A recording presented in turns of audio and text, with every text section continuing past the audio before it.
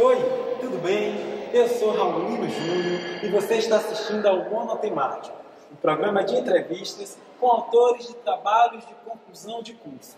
Esta temporada é exclusiva com egressos da Universidade da Integração Internacional da Lusofonia Afro-Brasileira, a Unilab. A entrevistada da vez é Valquíria Borges, que se formou em 2017. Valquíria produziu uma monografia intitulada O papel da literatura infantil afro-brasileira na construção identitária das crianças negras. E esse é o nosso tema de hoje.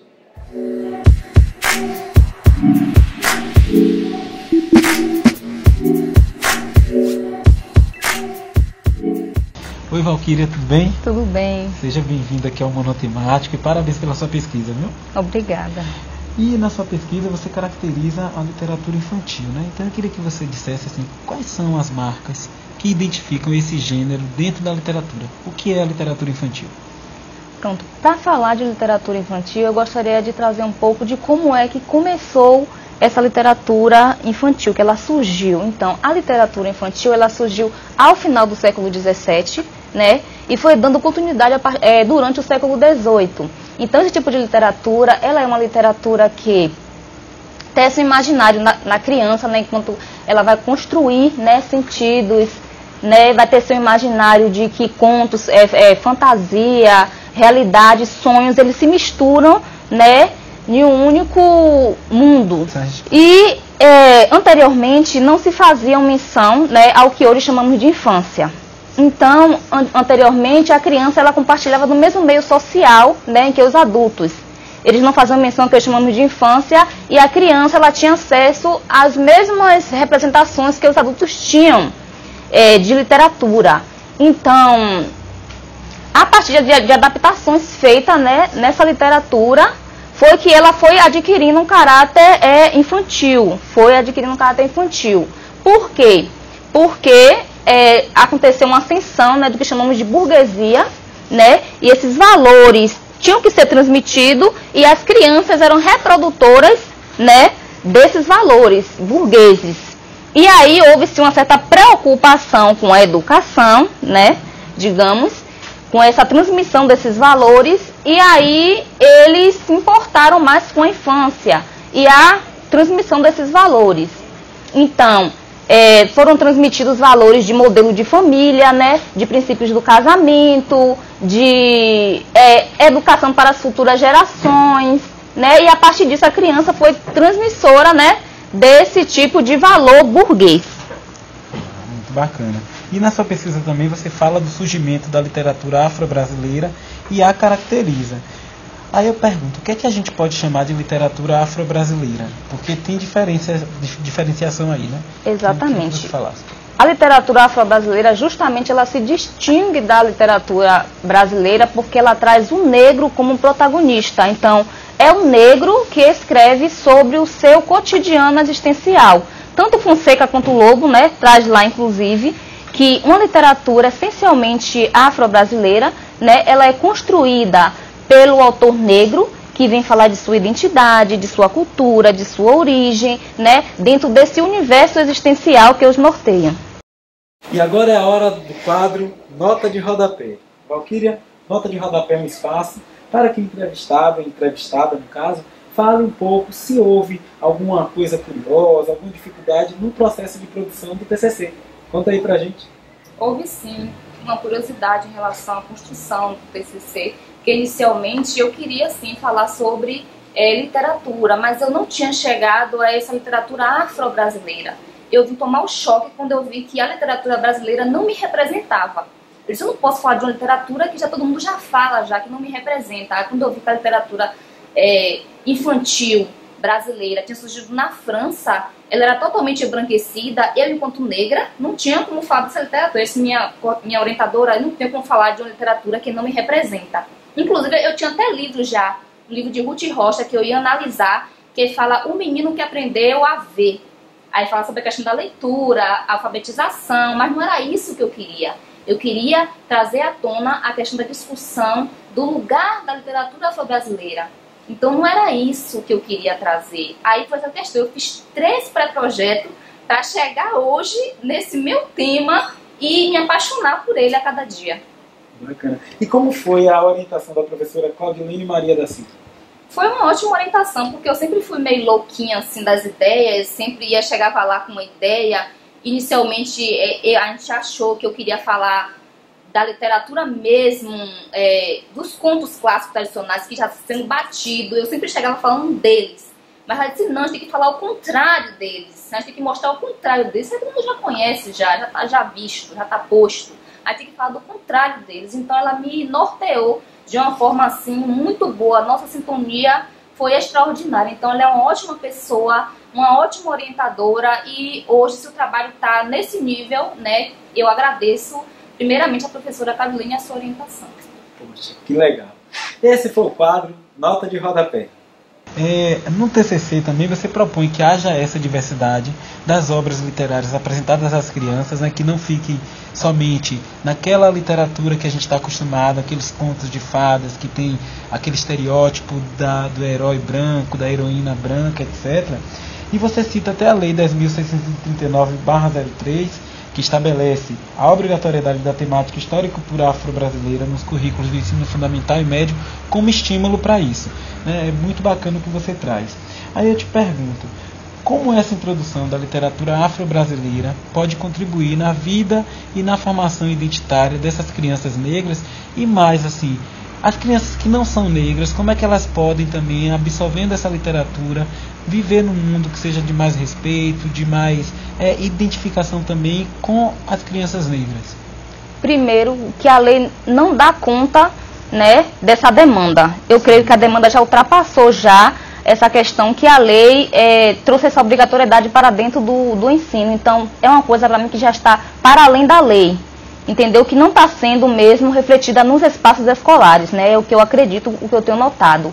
Então, para que haja esse consenso dentro do contexto educativo, eu acho que essas literaturas têm que ser agregadas, né, num espaço de ensino com uma forma intencional pelo seu professor, né, querendo que esses alunos se auto-reconheçam, se auto-reafirmem, eles descubram a sua identidade. Eu acho que a lei é importante sim, mas tem princípios do DCN, né, a Diretrizes Curriculares Nacionais, que vem junto com a lei dizer que a criança tem princípios éticos, políticos e estéticos que precisam ser valorizados na sala de aula. Então essa literatura vai trazer para a sala um contexto que vai agregar diversidade, vai fazer essa transformação não só na criança negra, quanto na criança branca, pois ela já adquiriu já esse senso de superioridade em relação à criança negra. Então é uma coisa que vai ser desconstruído pela criança branca e ela vai ter uma outra convivência com a criança negra, porque são diversas formas de cultura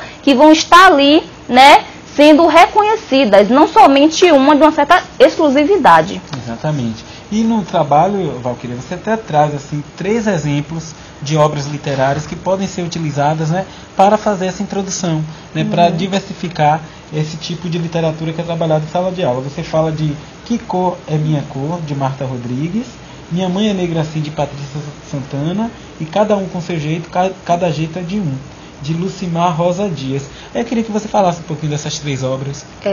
Na primeira obra, Que Cor é Minha Cor, eu procurei trabalhar a questão da miscigenação, já que o Brasil, né, é uma diversidade de culturas, né, de raças étnico-raciais que compõem o Brasil, apesar de estarmos sempre em um local. Eu digo estarmos porque eu me coloco nesse lugar, jamais eu vou falar do lugar do negro me excluindo desse lugar, porque às vezes recorremos a esse erro de falar do negro nos colocando, né, à parte desse lugar. Eu estou me colocando no lugar de negra e falando que essa diversidade existe e precisa ser trabalhada mais no contexto educativo. Então, na primeira obra, Que Cor é Minha Cor, eu procurei trabalhar a questão da miscigenação, para que as crianças possam entender que diversas raças, né, compõem a sociedade brasileira. Na outra, que foi a que mais me marcou, que é Minha Mãe é Negra Assim, eu quis trabalhar a questão da autoafirmação. Quando a criança, quando o Eno, né, a professora pede para ele simplesmente pintar sua mãe de amarelo, aquilo ali me chocou na obra. A mãe dele era negra, ele queria pintar a mãe dele de negra, mas a professora, por uma simples, não sei, às vezes a gente decorre no erro mesmo de querer que o aluno faça o que o professor quer. E não é isso. temos que olhar a vivência do aluno, a realidade do aluno, de onde é que ele parte. Então, se a mãe dele era negra, ele poderia pintar a mãe dele de qualquer cor. A mesma coisa é uma árvore. A criança pinta lá uma árvore e o professor não... Ah, porque a árvore é verde, mas a árvore do aluno lá era azul, ele queria pintar de azul. Então, tem que ter essa questão de deixar o aluno se expressar. Na última obra, Cada um seja cada de um, eu quis mais trabalhar a questão da identidade. Quando Luanda, né, ela disse que todo mundo tem seu jeito, mas que mesmo assim eles se amam, né, de uma forma incondicional. Então é uma família que todo mundo tem seu jeito, mas que todo mundo se ama de uma certa forma, que esse preconceito, que esse racismo que já está imposto na sociedade não consegue afogar, abafar. Eu fiquei doido para ler essa obra, porque você narra lá, né, que Luanda fala que adora o cabelo dela, né? Exatamente, a questão identitária é bem ressaltada de Luanda. Sim, eu fiquei muito curioso.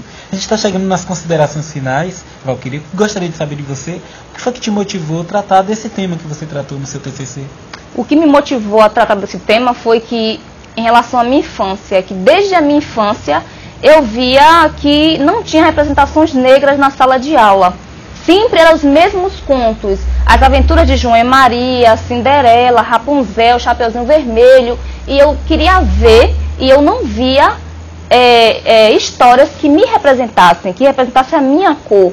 E não tinham acervos como hoje temos, né? Hoje não tem desculpa para a escola não colocar essas histórias, né, na prática, não tem desculpa hoje, e eu não via lá esses tipos de literatura. Aí eu acabei indo para a sala depois de um outro papel, enquanto auxiliar, aí eu vejo os alunos reproduzindo aquilo que na minha época já existia, usando o famoso lápis cor de pele para fugir da sua realidade enquanto negro.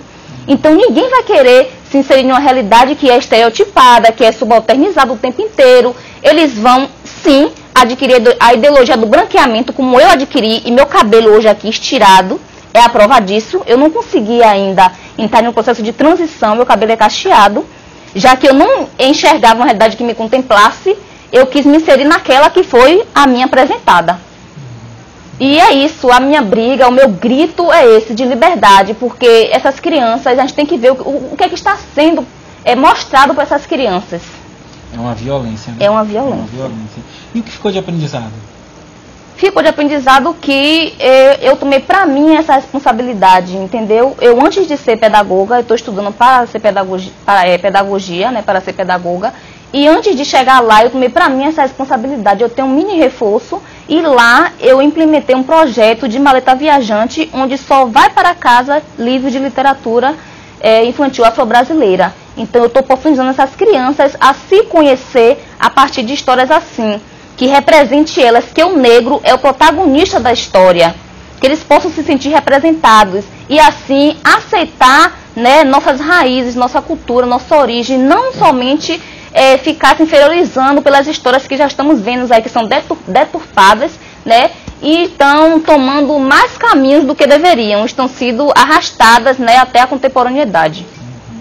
Valquíria, muito obrigado pela presença aqui no Monotemático. Mais uma vez, parabéns pela sua pesquisa, muito interessante. Espero que você siga aí pesquisando e compartilhando, que é o mais importante aí. Obrigada, eu que agradeço a vocês pela atenção. Espero ter representado, né, ter dito tudo que eu vim fazer, o meu papel. Falou sim. E você ficou curioso para saber um pouco mais sobre a temática de Valquíria? O TCC dela está disponível no repositório institucional da Unilab. O endereço é www.repositorio.unilab.edu.br. Você pesquisa lá e lê o trabalho dela na íntegra, ok? O Monotemático fica por aqui e até um próximo programa com mais um TCC em questão. Tchau!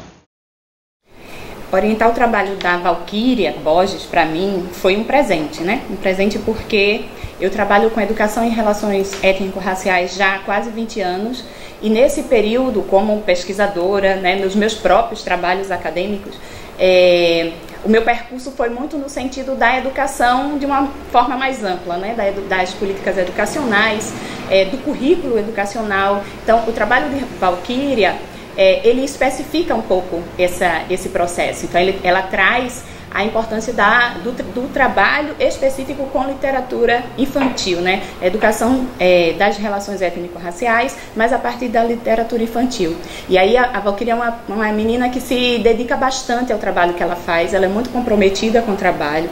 Foi um prazer orientá-la e descobrimos juntas muitas possibilidades de contribuição da literatura infantil para a autoestima da criança negra, para a percepção da própria criança branca de como não se construir uma pessoa racista que colabore com esse sistema que aí está. E acho que o trabalho da Valquíria dá pistas para os educadores, os professores da educação infantil, mas também dos outros níveis de ensino, de como nós podemos construir alternativas de ensino e de aprendizagem quando se trata da educação para as relações étnico-raciais.